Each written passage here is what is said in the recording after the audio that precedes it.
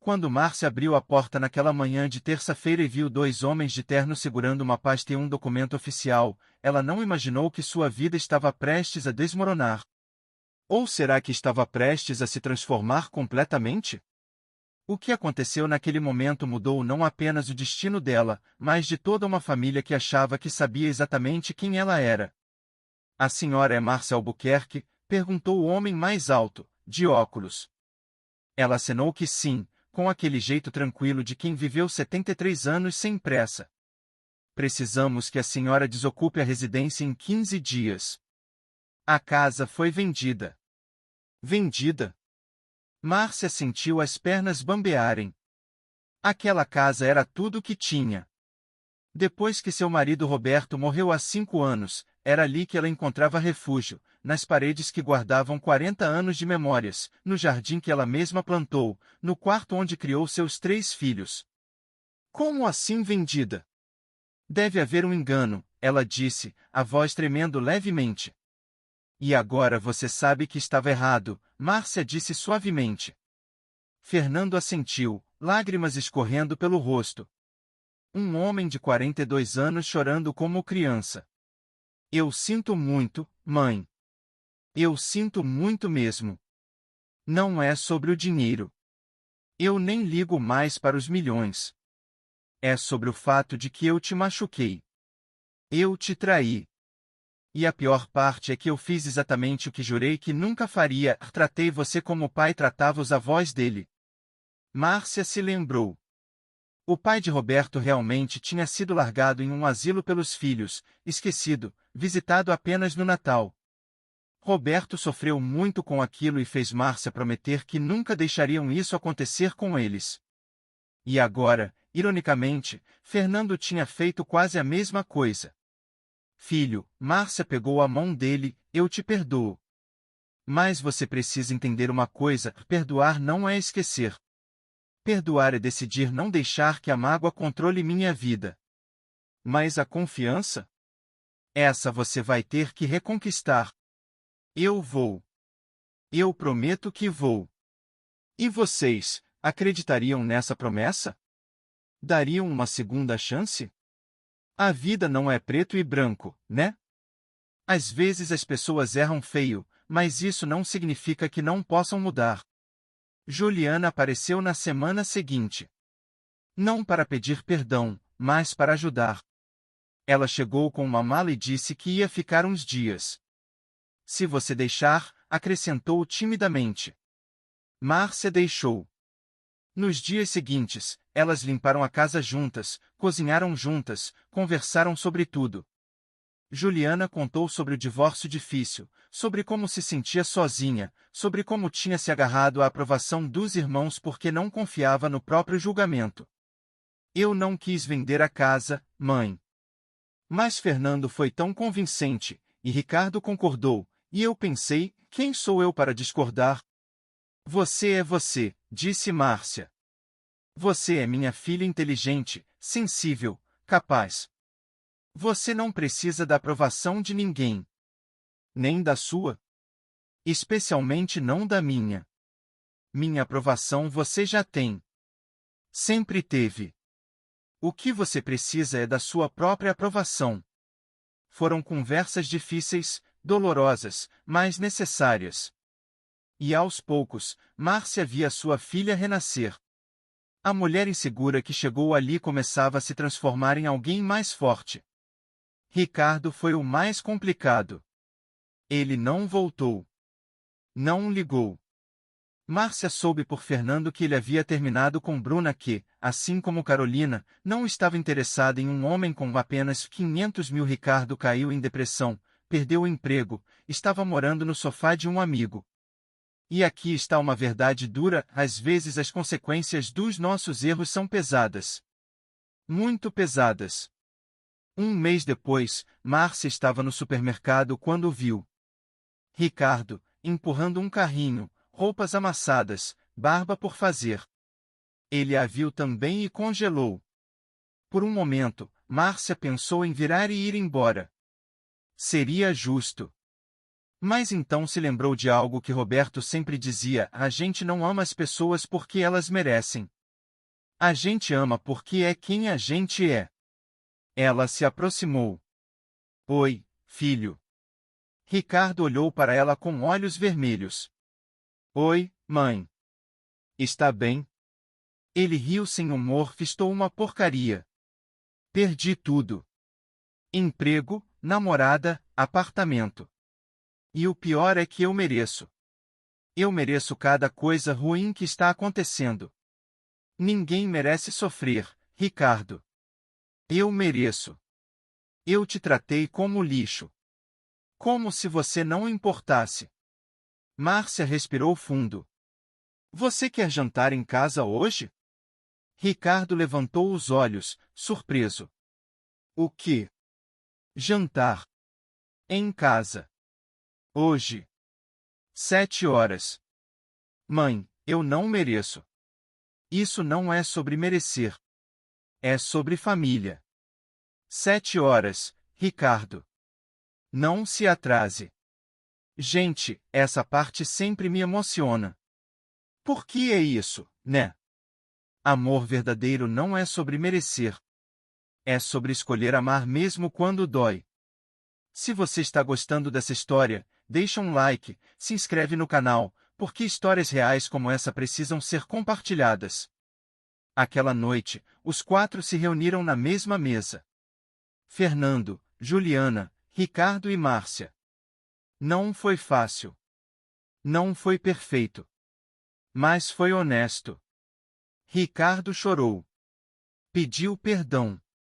Não apenas pela casa, mas por anos de egoísmo, por anos de tratar a mãe como garantida, por assumir que ela sempre estaria ali não importa o que ele fizesse. Eu virei o homem que eu desprezava, ele disse. Eu virei o cara que só liga quando precisa de algo. O cara que esquece aniversários. O cara que acha que dinheiro resolve tudo. Mas você pode virar outra pessoa, disse Márcia. Não é tarde demais. Como? Como eu conserto isso? Você começa de novo. Um dia de cada vez. Uma escolha de cada vez. E você aceita que algumas coisas vão demorar para curar. Fernando concordou. Eu comecei terapia. Carolina me deixar foi a melhor coisa que podia ter acontecido. Me fez perceber que eu estava vivendo uma mentira, tentando impressionar pessoas que não importam. Juliana sorriu timidamente. Eu estou aprendendo a confiar em mim mesma. E mãe está me ajudando. Ricardo olhou para os irmãos. E eu? Como eu recomeço? Você pode ficar aqui, disse Márcia. No quarto de hóspedes. Até se reerguer. Mãe, eu não posso aceitar isso. Não depois do que eu fiz. Você pode e vai. Porque é assim que família deveria funcionar. A gente erra, a gente aprende, a gente cresce. E a gente não desiste um do outro. Mas Márcia colocou condições. Ricardo teria que procurar trabalho, fazer terapia, e principalmente, ser honesto. Nada de mentiras, nada de atalhos, nada de usar as pessoas. Ele concordou. E vocês sabem o que aconteceu nos meses seguintes? Algo bonito. Algo real. Fernando começou a visitar toda semana. Trazia os netos, que Márcia mal conhecia porque ele estava sempre ocupado demais. As crianças corriam pelo jardim que ela quase perdeu, riam na varanda onde ela tomava chá. E Fernando conversava. De verdade. Não sobre trabalho ou dinheiro, mas sobre vida, sobre medos, sobre sonhos. Juliana voltou a dar aulas, mas agora com uma confiança nova. E toda sexta ela dormia na casa da mãe. Elas cozinhavam juntas, assistiam filmes antigos, reaprendiam a ser mãe e filha sem as máscaras que usavam antes. Ricardo conseguiu um emprego em uma empresa pequena. O salário era modesto, mas o trabalho era honesto. Ele acordava cedo, ia de ônibus, voltava cansado, mas com um brilho nos olhos que não tinha há anos. Eu esqueci como é bom ganhar dinheiro com suor, não com esperteza, ele confessou uma noite. E Márcia? Márcia descobriu algo interessante sobre ter 14 milhões. Dinheiro não mudava quem você era por dentro. Ela continuou costurando. Continuou economizando no supermercado. Continuou sendo ela mesma. Mas agora tinha liberdade. Liberdade para escolher, para ajudar, para viver sem medo. Ela doou 1 milhão para um abrigo de idosos. Outro 1 milhão para uma instituição de crianças carentes. Investiu uma parte e guardou o resto. Para emergências, dizia. Mas a verdade é que ela simplesmente não precisava de tanto. Pessoal, isso me leva a uma reflexão importante: quanto dinheiro a gente realmente precisa para ser feliz? Deixem nos comentários, porque acho que essa é uma pergunta que todos deveríamos fazer mais vezes. 6 meses depois daquele almoço que mudou tudo, Márcia organizou outro. Mas dessa vez era diferente. Ela havia contratado um advogado especializado em planejamento sucessório e queria conversar com os filhos sobre o futuro. Eu tenho 73 anos, ela começou. Não sei quanto tempo ainda tenho. Mas sei que quero fazer as coisas direito. Os 3 filhos ficaram tensos. Fernando especialmente parecia nervoso. Eu dividi meu testamento da seguinte forma: 40% fica para instituições de caridade. Os outros 60% serão divididos entre vocês 3, mas não imediatamente. Como assim não imediatamente? Perguntou Ricardo. O dinheiro ficará em um fundo. Vocês receberão uma mesada mensal razoável até provarem que estão usando o dinheiro com sabedoria. Só depois de 5 anos, vocês terão acesso ao valor total. Houve um momento de silêncio. Então Fernando começou a rir. Um riso genuíno, de alívio. Você está certa. Completamente certa. Se eu tivesse acesso aos milhões hoje, eu provavelmente faria as mesmas coisas erradas que sempre fiz. Juliana concordou. E eu provavelmente deixaria o dinheiro parado porque teria medo de mexer nele. Ricardo acenou. Eu gastaria tudo em 6 meses tentando impressionar pessoas que não valem nada. Exatamente, disse Márcia. Por isso a espera. Porque dinheiro sem sabedoria é perigoso. E eu quero que vocês aprendam a ter os dois. E assim, a família começou a se curar. Não foi rápido. Não foi mágico. Teve recaídas, teve brigas, teve momentos em que parecia que tudo desmoronaria de novo. Mas eles continuaram tentando. 1 ano depois, Fernando convidou Márcia para o escritório dele. Ela entrou esperando encontrar o ambiente pomposo de antes, mas se surpreendeu. O escritório era menor, mais simples, mas tinha vida. Havia fotos de família nas paredes, plantas, luz natural. Fechei o escritório grande, ele explicou. As dívidas estavam me matando. Agora tenho um lugar menor, menos funcionários, menos pressão. E sabe de uma coisa? Eu sou mais feliz. Trabalho menos horas, vejo mais meus filhos, durmo melhor. Ele fez uma pausa. Obrigado, mãe. Por quê? Por não desistir de mim. Por me dar uma segunda chance que eu não merecia. Você é meu filho. Eu sempre vou te dar uma segunda chance. Quantas vezes for necessário. Juliana conheceu alguém. Um professor de história, viúvo, com 2 filhos adolescentes.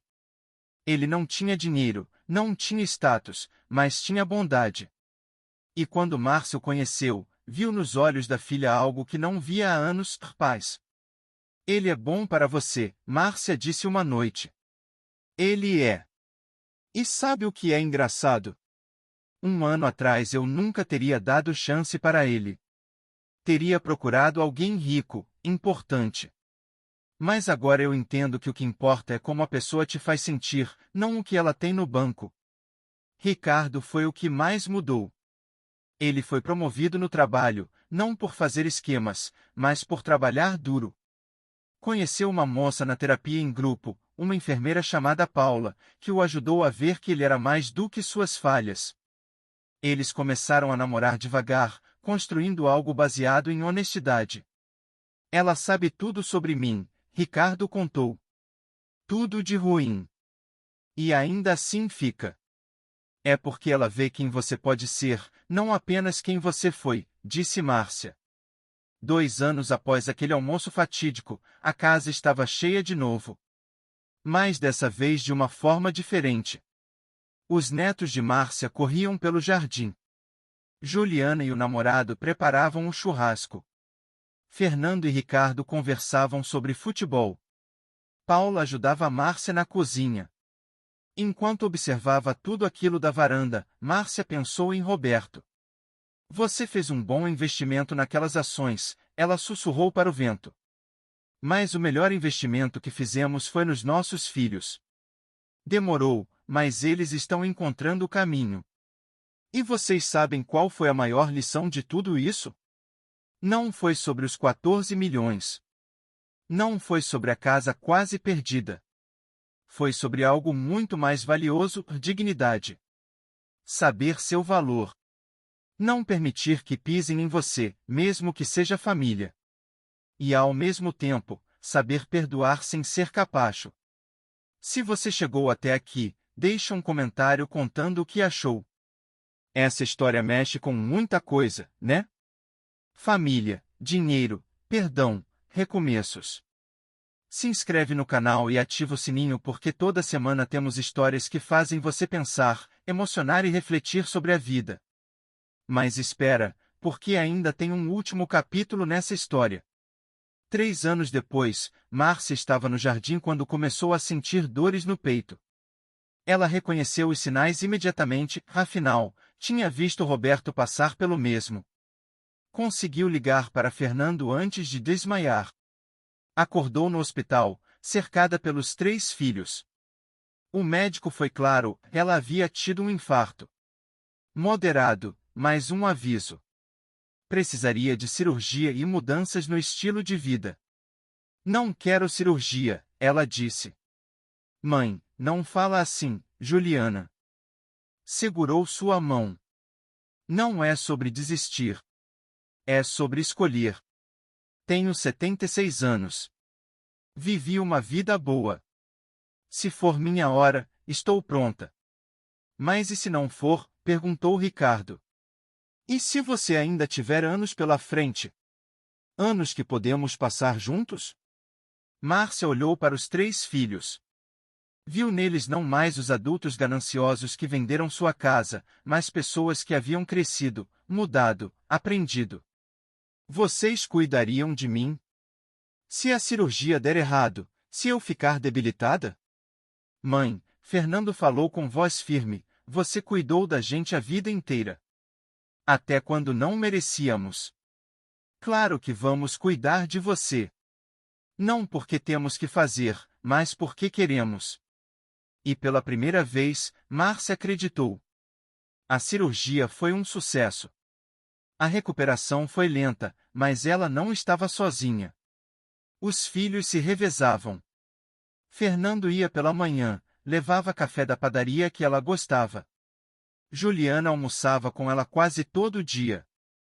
Ricardo passava as noites, assistiam novelas juntos, algo que faziam quando ele era criança. Sabe o que é engraçado?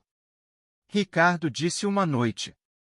Eu passei tanto tempo correndo atrás de dinheiro que esqueci o que realmente importava. Estar aqui, com você, vale mais que qualquer milhão. Você demorou para aprender isso, Márcia sorriu. Melhor tarde do que nunca, né? E ali, naquele momento simples, Márcia entendeu que tinha feito a escolha certa. Ela poderia ter usado o dinheiro para puni-los para sempre. Poderia ter cortado laços, deixado tudo para a caridade, feito deles um exemplo. Mas em vez disso, escolheu o caminho mais difícil, o caminho do perdão que exige mudança real. 6 meses depois, quando ela finalmente teve alta médica completa, organizou uma festa. Não foi nada elaborado. Apenas a família, no jardim da casa que quase perdeu, comendo churrasco e tomando refrigerante. Fernando se levantou com uma taça na mão. Um brinde. A mulher mais forte que conheço. A mãe que não desistiu da gente mesmo quando merecíamos ser abandonados. A Márcia, que nos ensinou que família não é sobre sangue ou dinheiro, mas sobre escolher amar mesmo quando é difícil. Todos brindaram. E Márcia, com lágrimas nos olhos, olhou ao redor. Não via milhões. Não via conta bancária. Via algo muito mais precioso, uma família imperfeita, mas real. Uma família que errou, que caiu, mas que teve a coragem de levantar e tentar de novo. Obrigada, ela disse suavemente. Obrigada por me darem uma razão para fazer aquela cirurgia. Obrigada por se tornarem pessoas melhores. Obrigada por provarem que vale a pena acreditar nas pessoas. E essa, meus amigos, é a verdadeira história de Márcia. A mulher que descobriu que tinha milhões, mas que aprendeu que o verdadeiro tesouro nunca foi o dinheiro. Foi a dignidade de saber seu valor, a coragem de exigir respeito e a sabedoria de entender que perdoar não é fraqueza, é a maior força que existe. Se essa história tocou você de alguma forma, se fez você pensar sobre suas próprias relações familiares, sobre como você trata as pessoas que ama, ou sobre o que realmente importa na vida, deixa um comentário. Conta a sua história. Porque todos nós temos nossas batalhas, nossos perdões pendentes, nossas lições por aprender. E se você conhece alguém que precisa ouvir essa história, alguém que está passando por algo parecido, ou alguém que simplesmente se beneficiaria dessa mensagem, compartilha. Porque histórias como essa não são apenas para entreter. São para transformar. Se inscreve no canal, ativa as notificações, e até a próxima história. Porque a vida está cheia delas, e cada uma tem algo a nos ensinar sobre ser humano, sobre errar, sobre perdoar e sobre recomeçar. E para você que está assistindo agora, deixe eu fazer uma última pergunta: se você fosse a Márcia, teria perdoado? Ou se você fosse um dos filhos, teria tido coragem de mudar? Pensa nisso. E lembra, nunca é tarde para ser uma pessoa melhor. Nunca é tarde para valorizar quem realmente importa. E nunca é tarde para entender que o maior patrimônio que temos não está no banco, está nas pessoas que escolhemos ter ao nosso lado. Até a próxima. Esta casa é minha. O homem mais baixo, que até então permanecerá em silêncio, passou a língua nos lábios e abriu a pasta. Segundo nossos registros, a propriedade pertencia ao Sr. Roberto Albuquerque, falecido. Os herdeiros legais realizaram a venda há 3 semanas. Aqui está a escritura. Herdeiros legais. Seus filhos. Márcia sentiu o chão sumir debaixo dos pés. Não era possível. Fernando, Juliana e Ricardo não fariam isso com ela. Não fariam. Mas enquanto olhava para aqueles documentos com carimbos e assinaturas que pareciam reais demais para serem mentira, uma pergunta martelava em sua cabeça: fariam? Vocês já pararam para pensar como às vezes achamos que conhecemos as pessoas, especialmente nossa própria família, e de repente descobrimos que talvez nunca as conhecemos de verdade? Fiquem comigo porque essa história está apenas começando, e o que vem a seguir vai fazer vocês repensarem muita coisa sobre família, dinheiro e segredos. Márcia fechou a porta e apoiou as costas nela, tentando processar o que tinha acabado de ouvir. Suas mãos tremiam quando pegou o telefone. Ligou primeiro para Fernando, o mais velho, advogado, sempre tão correto e ponderado. Caixa postal. Tentou Juliana, a do meio, professora, sua única filha. Nada. Por último, Ricardo, o caçula, que trabalhava com vendas. Ele atendeu no 5º toque. Oi, mãe. Estou meio ocupado agora. Ricardo, o que está acontecendo? 2 homens acabaram de vir aqui dizendo que a casa foi vendida.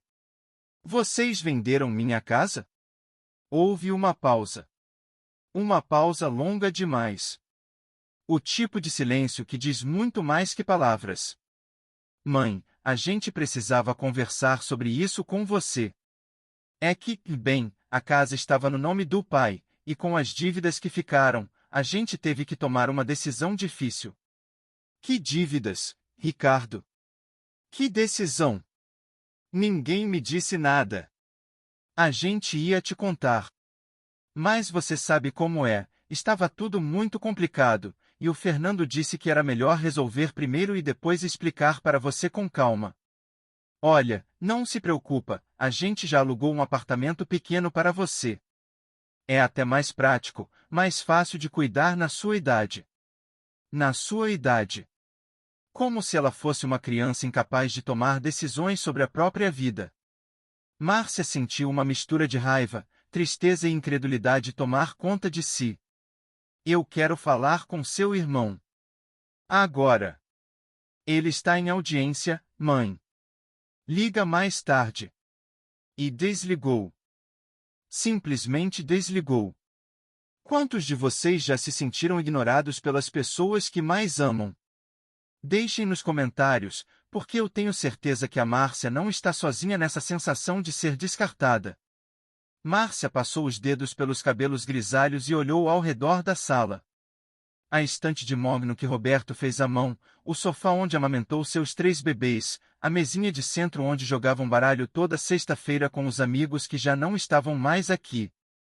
15 dias para abandonar uma vida inteira. 15 dias para desaparecer. Mas Márcia não era do tipo que desaparecia quieta. Naquela tarde, ela foi ao banco. A agência estava lotada, mas ela pegou sua senha e esperou pacientemente. Quando finalmente foi chamada, explicou a situação para a gerente, uma moça jovem de cabelos presos em coque. A senhora possui alguma conta conjunta com os filhos? Perguntou a gerente. Não. Sempre mantive minhas coisas separadas. E a casa estava em nome de quem? Do meu falecido marido. A gerente franziu a testa. Entendo. Mas a senhora é meeira, correto? Metade dos bens são da senhora por direito. Márcia nunca tinha pensado nisso. Na verdade, depois que Roberto morreu, ela simplesmente assumiu que tudo continuaria como sempre foi. Pagava as contas com a pensão dele e uns trabalhos de costura que fazia por fora. Nunca imaginou que os filhos tomariam uma decisão tão drástica sem consultá-la. O que eu faço? Perguntou Márcia, e pela primeira vez em décadas, ela se sentiu completamente perdida. A senhora precisa de um advogado. E rápido. Mas como contratar um advogado se Fernando era advogado? Como confiar em alguém quando os próprios filhos a traíram? Márcia saiu do banco sentindo o peso de 73 anos multiplicado por 1000, caminhou pelas ruas do bairro onde viveu a vida toda, cumprimentou Dona Teresa da padaria, acenou para seu Joaquim da banca de jornal, e cada esquina parecia gritar que tudo aquilo estava prestes a acabar. Quando voltou para casa, a noite já caía. Ela preparou um chá de camomila, sentou-se na varanda e olhou para as estrelas. Foi quando se lembrou da caixa. A caixa de sapatos velha que Roberto guardava no alto do armário do quarto, envolta em um saco plástico amarelo. Ela nunca tinha mexido. Roberto sempre disse que ali estavam papéis importantes, mas nunca especificou quais. Depois que ele morreu, Márcia simplesmente esqueceu que a caixa existia. Agora, algo a impulsionava a procurá-la. Vocês já tiveram aquele pressentimento, aquela voz interior que diz para fazer algo sem explicar o porquê? Às vezes, a gente precisa confiar nesses sinais. E o que Márcia estava prestes a descobrir ia mudar tudo. Ela arrastou uma cadeira, subiu com cuidado, torcendo para que os joelhos não reclamassem tanto, e alcançou a caixa. Estava empoeirada, pesada. Desceu com dificuldade e a colocou sobre a cama. Por um momento, hesitou. Seria invasão de privacidade mexer nas coisas de Roberto, mesmo 5 anos depois de sua morte? Mas a situação era extrema. Ela abriu. Dentro, havia dezenas de envelopes. Contas antigas, recibos, fotos desbotadas. Mas no fundo, preso com um elástico já ressecado, havia um maço de papéis diferentes. Márcia pegou e começou a ler. Eram contratos. Contratos de compra de ações. Ações de uma empresa de tecnologia que Roberto havia comprado nos anos 90, quando ninguém acreditava muito naquilo. Ele sempre foi visionário, sempre disse que a tecnologia mudaria o mundo. Márcia se lembrava dele falando sobre isso, empolgado, investindo um dinheiro aqui e ali que ganhava com trabalhos extras. Mas ela nunca soube quanto ele tinha investido. Nunca perguntou. Finanças eram assunto dele. Com mãos trêmulas, Márcia continuou vasculhando. Havia extratos, alguns de 10 anos atrás, mostrando valorizações. E então, no último papel, um documento mais recente, de 4 meses antes da morte de Roberto. Uma avaliação de patrimônio. 15.400.000 reais. Márcia leu de novo. E de novo. E mais uma vez. Não era possível. Não podia ser real. Ela procurou os óculos, colocou, leu novamente com atenção. 15.400.000 reais em ações e investimentos vinculados ao CPF de Roberto Albuquerque. Ela sentou-se na cama, o papel ainda nas mãos, tentando entender. Roberto era dono de 15 milhões? E nunca contou. Por quê? E mais importante, será que os filhos sabiam disso? A cabeça de Márcia girava. Se os filhos soubessem, por que venderiam a casa por menos de $500 mil, que era o valor de mercado? A menos que não soubessem. A menos que estivessem tão apressados em se livrar do fardo da mãe viúva que nem sequer investigaram direito o que o pai havia deixado. E aqui está uma pergunta para vocês refletirem: quando a ganância e a pressa se juntam, o que acontece? Deixem sua opinião nos comentários, porque essa história tem muito a nos ensinar sobre isso. Márcia não dormiu naquela noite. Ficou sentada na cozinha, tomando café atrás de café, olhando para aqueles papéis como se eles fossem uma miragem prestes a desaparecer. Ao amanhecer, ela sabia o que precisava fazer. Pegou o telefone e ligou para um número que estava em um dos documentos, o banco onde Roberto mantinha os investimentos. Bom dia, meu nome é Márcia Albuquerque. Sou viúva de Roberto Albuquerque e preciso de informações sobre as contas dele. A atendente foi educada, mas clara: ela precisaria ir pessoalmente à agência com documentos que comprovassem o óbito e a relação conjugal. Márcia concordou. Pediu um carro de aplicativo pela primeira vez na vida, Juliana tinha ensinado como usar, e seguiu para o banco no centro da cidade. O gerente que a atendeu era um homem de meia idade, sério, que a olhou com certa desconfiança quando ela explicou a situação. A senhora não sabia da existência dessas contas? Meu marido cuidava dessas coisas. Eu confiava nele. O gerente digitou no computador por longos minutos. Depois olhou para Márcia com uma expressão diferente. Senhora Albuquerque, a senhora tem noção do valor que está aqui? Eu vi um documento. 15 milhões. Não exatamente. As ações se valorizaram muito nos últimos meses. Hoje, o patrimônio totaliza 18.600.000 reais. A sala girou. Márcia segurou-se na cadeira. 18 milhões. Ela, que costurava calças por 50 reais, que economizava no supermercado, que usava o mesmo casaco há 10 anos. 18 milhões de reais.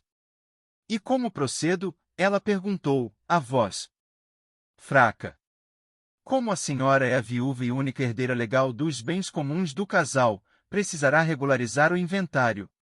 Mas sim, todo esse patrimônio pertence à senhora. 50% como meeira e 50% como herdeira, já que presumo que não haja testamento específico indicando outros beneficiários para essa parte. Espera. Herdeira legal. Mas e meus filhos? Eles não têm direito? O gerente explicou pacientemente: os filhos são herdeiros da parte que seria exclusiva do seu falecido esposo. Mas como esses investimentos eram parte dos bens comuns do casal, a senhora como meeira já tem direito automático a 50%. Os outros 50% serão divididos entre a senhora e os filhos na proporção legal. Fazendo os cálculos, a senhora ficará com aproximadamente 75% do total. Márcia fez as contas mentalmente. Algo em torno de 14 milhões seria dela. 14 milhões de reais. E seus filhos, que venderam sua casa sem perguntar, que a trataram como um estorvo, que a ignoraram e eles tinham ideia do que tinham feito? Pessoal, imaginem vocês acordar um dia e descobrir que não é pobre, não é remediado, mas é milionário? Como lidariam com isso? E mais, como lidariam com a família que os descartou? Isso é algo que faz a gente pensar muito sobre valores, não é? Márcia saiu do banco em estado de choque. Não pegou o carro de volta. Precisava caminhar, pensar, processar. Passou por uma loja de roupas e olhou seu reflexo no vidro. Uma senhora de calça jeans surrada, blusa de algodão simples, cabelos grisalhos presos com um prendedor barato. Ninguém olhando para ela imaginaria que acabava de descobrir que tinha 14 milhões no banco. E foi nesse momento que algo mudou dentro dela. Não foi raiva. Não foi vingança. Foi clareza. Clareza sobre quem ela era e quem eram as pessoas ao seu redor. Clareza sobre o que realmente importava. Ela voltou para casa e, pela primeira vez em 5 dias, conseguiu almoçar. Fez um arroz com feijão simples, uma salada, e sentou-se à mesa sozinha, como fazia todos os dias. Mas hoje era diferente. Hoje ela não era a viúva desamparada que seria despejada da própria casa. Hoje ela era uma mulher com escolhas. E ela escolheu não contar. Ainda não. Quando Fernando finalmente ligou, 3 dias depois, Márcia atendeu com calma. Mãe, desculpa a demora. Estava num caso complicado. Ricardo me contou que você ficou chateada com a casa. Chateada. Que palavra pequena para descrever o que ela sentiu. Fernando, eu criei você. Dei a melhor educação que pude. Te ensinei valores. E você vem de minha casa sem me consultar? Mãe, não foi bem assim. A casa estava cheia de dívidas do pai, o IPTU atrasado, precisando de reformas. A gente vendeu por um bom preço e já resolveu tudo. Sobrou até um dinheiro que vamos dividir entre nós 3 e guardar uma parte para a senhora. Guardar uma parte para mim? Da venda da minha casa? Tecnicamente era do papai, mãe. Mas olha, a gente não quer discutir. O apartamento que alugamos para a senhora é ótimo, vai ver. Menor, mais prático. A senhora não precisa mais se preocupar com manutenção, com jardim, com nada. Vamos pagar o aluguel nos primeiros 6 meses até a senhora se adaptar. 6 meses. Como se ela fosse um projeto com prazo determinado. E depois? Depois a senhora usa a pensão do papai. Dá certinho. Márcia respirou fundo. E se eu não quiser ir para esse apartamento? Mãe, a senhora não tem escolha. A casa já foi vendida. Os novos donos tomam posse em 10 dias. E vocês não acham que deveriam ter me perguntado antes? Fernando suspirou, aquele suspiro de quem está perdendo a paciência. Mãe, a gente é adulto. Sabe o que está fazendo. Confia na gente. Confiar. Essa palavra que antes significava tudo para Márcia agora soava oca. Tá bom, Fernando. Obrigada por ligar. Ela desligou antes que ele pudesse responder. E sorriu. Pela primeira vez em dias, sorriu. Vocês sabem aquele momento em que você percebe que tem todo o controle da situação e ninguém ao seu redor desconfia? Deixem um comentário se já passaram por algo assim, porque é uma sensação única. Durante os dias seguintes, Márcia agiu como se tudo estivesse normal. Aceitou conhecer o apartamento que os filhos tinham alugado para ela, um lugar minúsculo, sem luz natural, no terceiro andar de um prédio sem elevador. Concordou com tudo, agradeceu, foi a viúva submissa que eles esperavam que ela fosse. Mas por trás dessa fachada, Márcia estava ocupada. Ela contratou um advogado particular, um dos melhores da cidade, recomendado pelo próprio banco. Explicou a situação. O advogado, Dr. Henrique, ouviu tudo com atenção crescente. Deixe-me ver se entendi. Seus filhos venderam um imóvel que era parte do patrimônio comum do casal, sem sua autorização como meeira? Exatamente. Senhora Márcia, isso é nulo. A venda não pode ser concluída sem sua assinatura. Além disso, se há outros bens no inventário que não foram declarados, temos uma situação de sonegação patrimonial.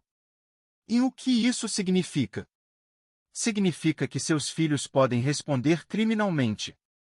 E que a senhora tem todo o direito de anular essa venda e, se desejar, contestar a divisão do inventário. Márcia ficou em silêncio. Dr. Henrique continuou, mas a senhora precisa decidir o que quer. Quer punir seus filhos? Quer apenas recuperar o que é seu? Quer ensinar uma lição? Porque há diferentes caminhos e cada um tem suas consequências. Essa era a pergunta que Márcia se fazia todas as noites. O que ela queria? Vingança? Justiça? Reconciliação? Ou simplesmente paz? Eu quero que eles entendam o que fizeram, ela disse finalmente. Quero que sintam o que é ser descartado por quem você ama. Dr. Henrique acenou. Então temos um plano. 3 dias antes da data marcada para ela desocupar a casa, Márcia organizou um almoço. Ligou para os 3 filhos e disse que gostaria de se despedir da casa com todos juntos, uma última refeição em família. Surpreendentemente, todos aceitaram. Fernando chegou primeiro, com a esposa Carolina, uma mulher elegante que sempre olhou para Márcia como se ela fosse um móvel velho. Juliana veio em seguida, sozinha, seu casamento tinha acabado há 2 anos e ela estava focada na carreira. Ricardo foi o último, atrasado como sempre, com sua namorada do momento, uma loira de 25 anos chamada Bruna. Márcia tinha preparado o almoço favorito de todos, a lasanha de Roberto, aquela receita que ele adorava e que ela aperfeiçoou ao longo dos anos. A mesa estava posta com a toalha de linho bordada, os pratos de porcelana que ganharam de casamento, as taças de cristal. Nossa, mãe, que exagero, comentou Juliana. Você não precisava fazer tudo isso. É a última vez nesta casa, respondeu Márcia. Quis que fosse especial. Eles comeram quase em silêncio. Ricardo falava sobre um negócio novo que estava fazendo, Fernando reclamava da carga de trabalho, Juliana comentava sobre os alunos. Ninguém perguntou como Márcia estava se sentindo. Ninguém quis saber se ela estava com medo, triste, ansiosa. Foi Carolina quem quebrou a tensão. Márcia, você já conheceu o apartamento? É pequeno, mas charmoso. Vai ser muito mais prático para você. Prático. Sempre essa palavra. Sim, conheci, Márcia respondeu, servindo o café. Mas na verdade, não vou para lá. Os 3 filhos levantaram os olhos ao mesmo tempo. Como assim não vai? Perguntou Fernando. Decidi que vou ficar aqui. Ricardo riu sem humor. Mãe, a gente já explicou. A casa foi vendida. Você não pode ficar. Na verdade, posso. A venda é nula. O silêncio que caiu sobre a mesa foi pesado como chumbo. Fernando largou a xícara de café com cuidado. O que você está dizendo? Agora é a hora, pessoal. Prestem muita atenção porque o que vem a seguir é a virada que vocês estavam esperando. Márcia se levantou e foi até o aparador. De lá, retirou uma pasta que havia preparado. Colocou sobre a mesa e a abriu. Estou dizendo que vocês venderam um imóvel que era parte dos bens comuns meus e do pai de vocês. Como meeira, eu precisaria ter autorizado a venda. Como não autorizei, a venda é nula. Fernando ficou pálido. Ele era advogado, sabia exatamente o que aquilo significava. Mãe, isso é um mal-entendido. A gente pode resolver. Mal-entendido? Márcia se apoiou na cadeira, mas sua voz estava firme. Mal-entendido é quando alguém esquece um aniversário. Vocês venderam minha casa, Fernando. Me trataram como se eu fosse incapaz, como se fosse um peso. Decidiram minha vida sem me perguntar. Juliana tentou intervir. Mãe, a gente só quis ajudar. A casa era grande demais para você, tinha dívidas. Que dívidas, Juliana? Me mostrem as dívidas. Ricardo olhou para Fernando. Fernando olhou para Ricardo. Foi Juliana quem falou. O Fernando disse que tinha dívidas do papai que precisavam ser pagas. Ah, sim. Márcia virou-se para o filho mais velho. E você investigou essas dívidas, Fernando? Ou simplesmente assumiu? Ou pior, inventou? Eu não inventei nada. Fernando se levantou, indignado. Eu fiz o que era melhor para todos. Para todos ou para você? A tensão era insuportável. Carolina puxou o marido pelo braço, tentando acalmá-lo. Bruno olhava para os lados, claramente querendo estar em qualquer outro lugar. Juliana tinha lágrimas nos olhos. Mãe, por favor, disse Juliana. Não faz isso. Somos família. Família, repetiu Márcia. Família se respeita. Família conversa. Família não toma decisões sobre a vida dos outros pelas costas. Fernando respirou fundo, recuperando a compostura. Tá bom. Você está certa. A gente errou. Anula a venda, fica com a casa. A gente esquece esse apartamento e toca em frente. Tudo bem. Não é tudo bem, Fernando. Porque ainda tem outra coisa que vocês precisam saber. Márcia pegou outro documento da pasta. Quando seu pai morreu, vocês abriram o inventário. Listaram esta casa, a pensão dele, mais algumas economias que tinham na conta corrente. Correto? Sim, respondeu Fernando, a voz cautelosa. E vocês acham que era só isso que seu pai tinha? O silêncio voltou. Ricardo foi o primeiro a entender. Tinha mais? Márcia colocou o documento sobre a mesa. Era o extrato do banco, o valor atualizado dos investimentos de Roberto. 18.600.000 reais. Ninguém se mexeu. Era como se o tempo tivesse parado. Fernando pegou o papel com mãos trêmulas, leu, releu, passou para Juliana. Juliana levou a mão à boca. Ricardo simplesmente ficou branco. 18 milhões, sussurrou Juliana. Papai tinha 18 milhões? Tinha. E vocês, tão desesperados para vender uma casa de $500 mil, tão apressados para se livrar de mim, nem sequer investigaram direito. E aqui, meus amigos, está a grande lição: a ganância cega. Quando a gente quer o que é fácil, o que é rápido, acaba perdendo o que é grande. Se inscreva no canal porque ainda não acabou, tem muito mais reviravolta vindo. Fernando tentou processar a informação. Mas isso significa que a herança. Significa que vocês três desperdiçaram tempo vendendo uma casa às pressas quando poderiam ter milhões se tivessem feito as coisas direito. Ou melhor, se tivessem me tratado com respeito. Mãe, Ricardo se aproximou, a gente não sabia. Se soubéssemos. Se soubessem o que, Ricardo? Não teriam vendido a casa. Teriam me tratado melhor? É isso? Vocês só me respeitam se eu tiver dinheiro? O silêncio foi a resposta. Juliana chorava agora, lágrimas escorrendo pelo rosto. Mãe, Eu sinto muito. Eu não queria vender a casa, mas os meninos disseram que era o melhor e eu confiei. Eu confiei neles. Mas não confiou em mim. Não confiou que eu pudesse tomar minhas próprias decisões. Fernando afundou na cadeira. Toda sua pose de advogado bem-sucedido tinha desaparecido. E agora? Como fica isso? Márcia olhou para os 3 filhos. Seus bebês.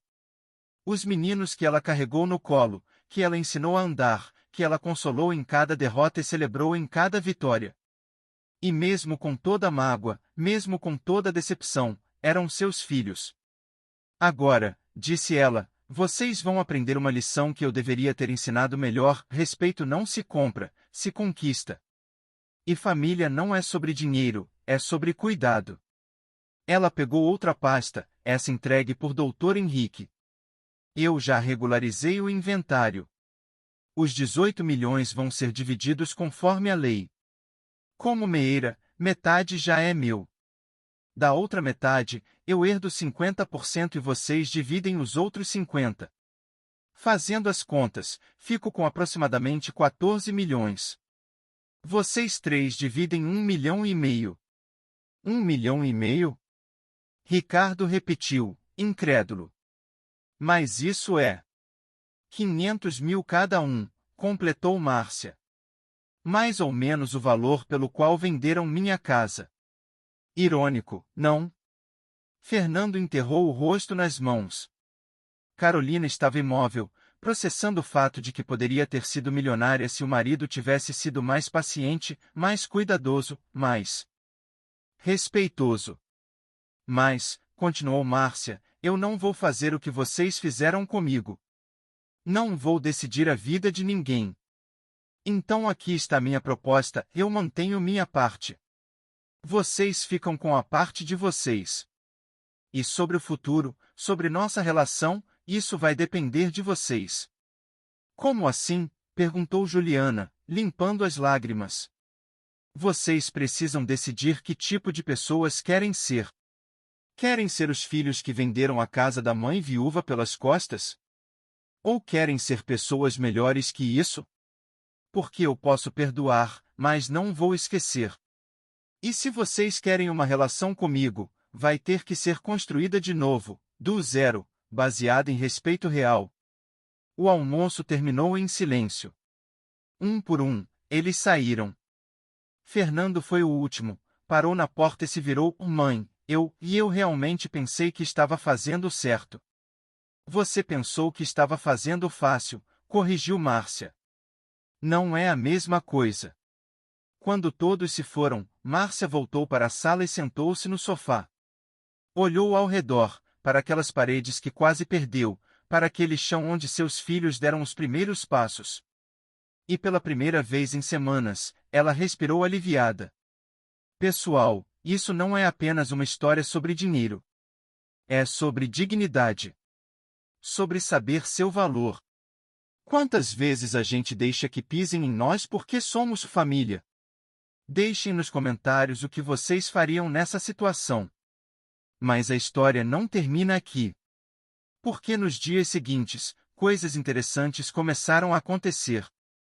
Fernando voltou sozinho 3 dias depois. Tocou a campainha e quando Márcia atendeu, ele estava diferente. Sem o terno impecável, sem a postura arrogante. Apenas seu filho, parecendo perdido. Posso entrar? Márcia abriu a porta. Eles se sentaram na varanda, onde ela costumava tomar chá. Carolina me deixou, ele disse sem rodeios. Quando percebeu que não seríamos milionários, que os 500 mil não mudariam nossa vida drasticamente, ela me deixou. Disse que casou com um advogado de sucesso, não com um fracassado que não soube nem fazer um inventário direito. Márcia não disse nada. E ela está certa, sabe? Eu sou um fracassado. Eu sou advogado, mãe. Era minha obrigação fazer isso direito. Mas eu estava tão ansioso. A dívida da minha casa, os gastos com as crianças, o padrão de vida que eu tentava manter. Quando vi aquela casa, Pensei que era a solução fácil. Pensei que você não ligaria tanto. Pensei. Ele engoliu em seco. Pensei que você já estava velha demais para se importar.